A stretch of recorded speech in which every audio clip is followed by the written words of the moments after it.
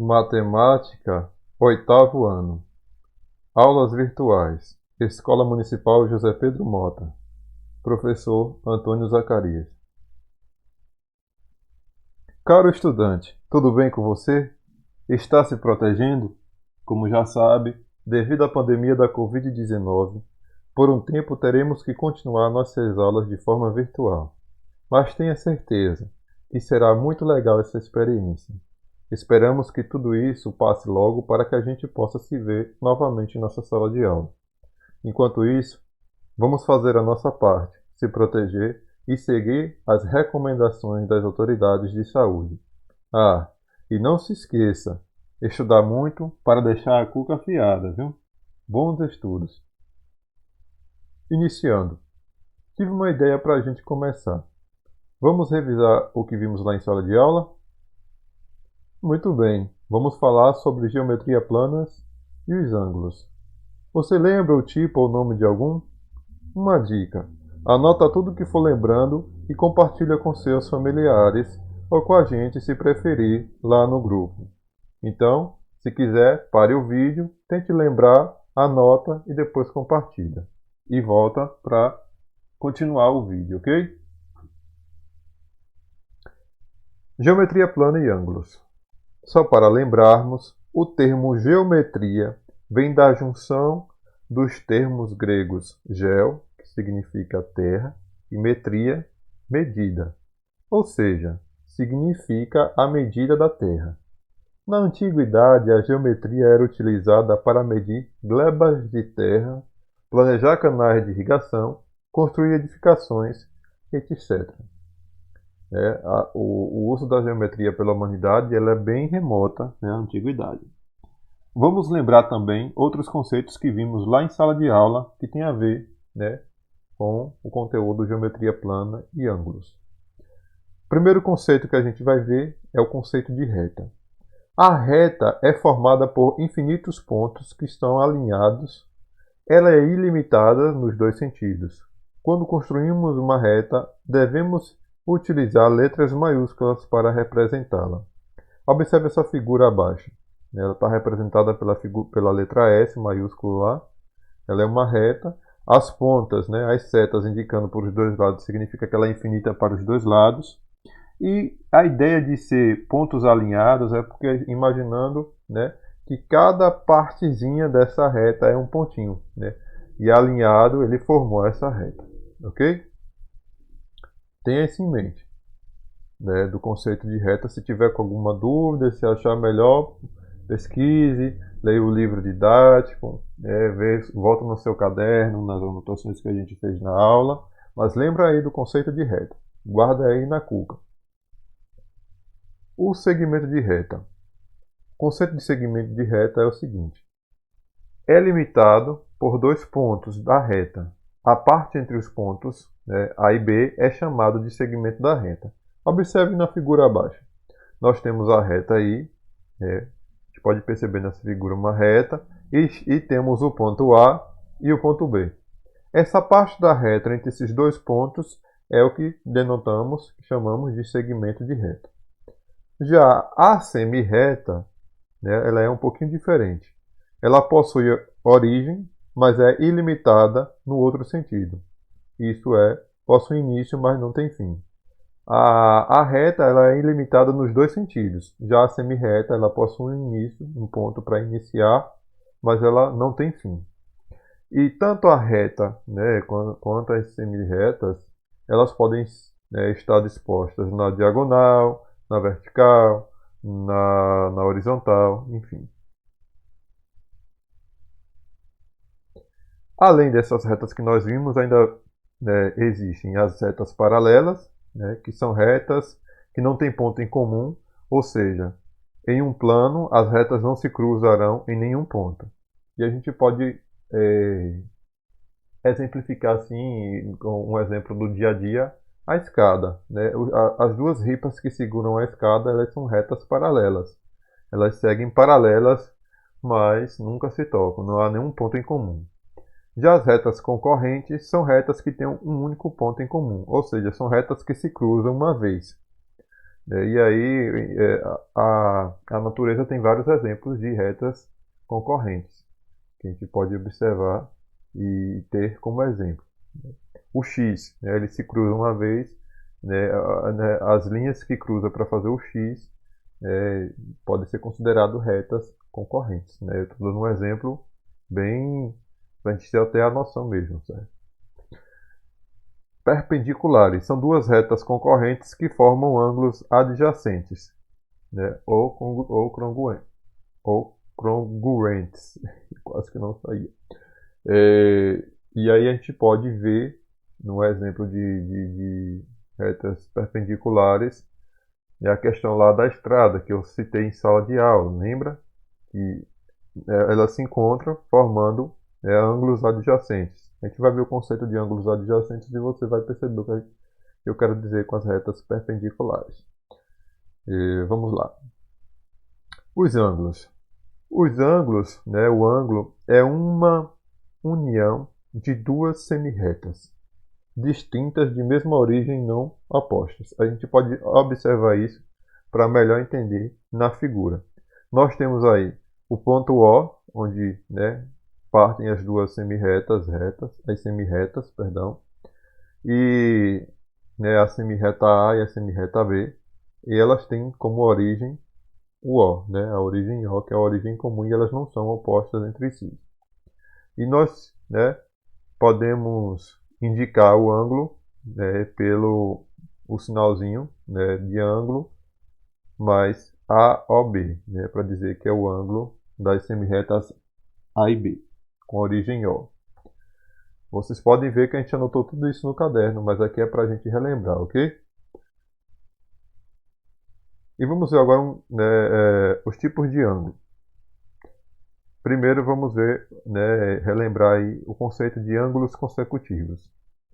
Dois ângulos que têm um dos lados em comum entre outros dois lados, dois ângulos que têm um lado comum entre outros dois lados. Na figura segue os ângulos AOC e COB, que são consecutivos.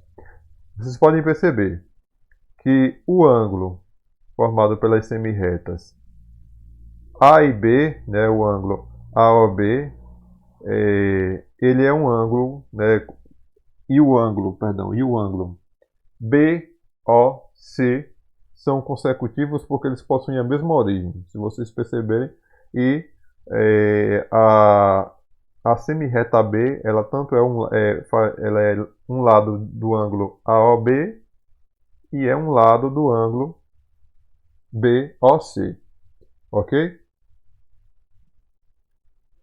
Ângulos adjacentes, como eu disse lá no início. Dois ângulos que têm um único lado em comum e os lados não comuns são semirretas opostas.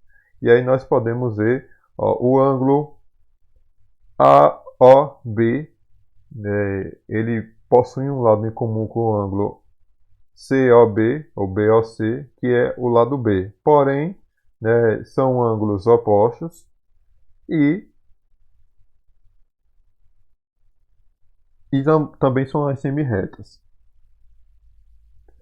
Porém, pessoal, um exemplo que a gente pode dar de ângulos adjacentes é o trevo, entre Feira de Santana e Serrinha.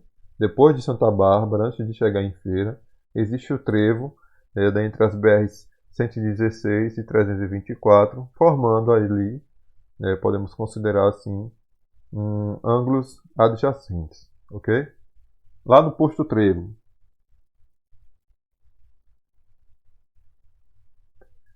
Para dar continuidade nos tipos de ângulo, é interessante ver as medidas dos ângulos, como mede um ângulo. A medida de um ângulo corresponde à abertura entre duas semirretas, unidas pelo vértice O. Essa abertura entre as duas semirretas consiste na medida do ângulo. Nesse caso aí, a medida do ângulo AOB é igual a alfa. Essa letrinha, esse A diferentezinho aí é o alfa, que é a medida do ângulo AOB.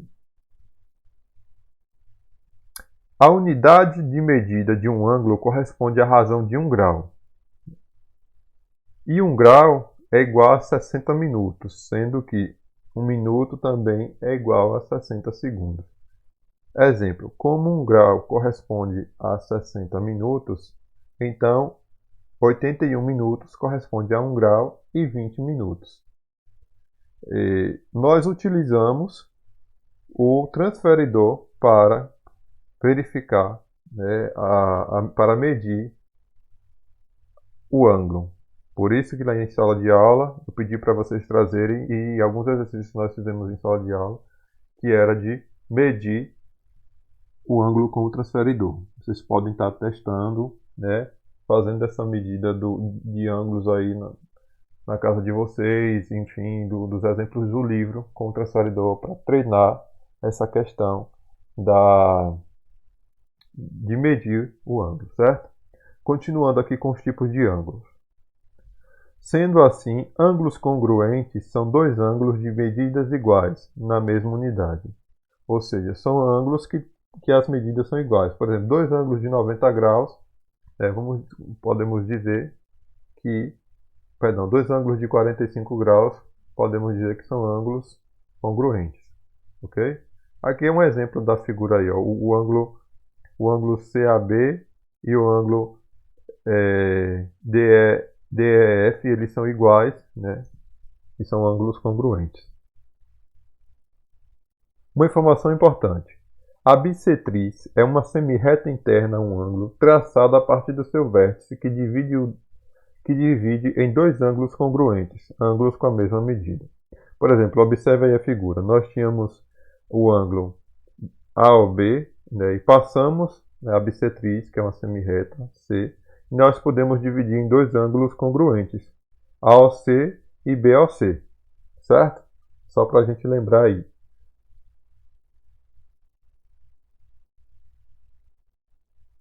Seguindo os demais tipos de ângulos. Nós temos os ângulos nulos, que são ângulos cujos lados coincidem.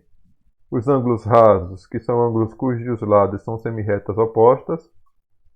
Ângulos complementares, né, que são dois ângulos cujas medidas são 90 graus. Ângulos suplementares, dois ângulos cujas medidas são 180 graus. Ângulos replementares são dois ângulos cujas medidas são 360 graus. Nós fizemos atividades na sala de aula com esses exemplos aí. E ângulos opostos pelo vértice acontece quando duas retas concorrentes determinam dois pares de ângulos opostos pela vértice. Vocês podem verificar isso também nas anotações do caderno, como também no livro didático, né, para melhor visualizar exemplos de ângulos nulos, rasos, complementares, suplementares, replementares e opostos pela vértice. Ok? Não se limite ao vídeo. Agora é com você. Faça a leitura atenta do capítulo 1 do seu livro didático até a página 23 e responda em seu caderno a atividade enviada em anexo em nosso grupo. Vou deixar uma atividade para vocês, que vocês vão fazer a partir depois da leitura e de assistir esse vídeo aqui. Registre por meio de fotografia suas respostas e envie no momento indicado lá no grupo. Quando a gente disser que é o momento de enviar as respostas, de compartilhar a resolução das atividades, vocês poderão estar enviando as respostas.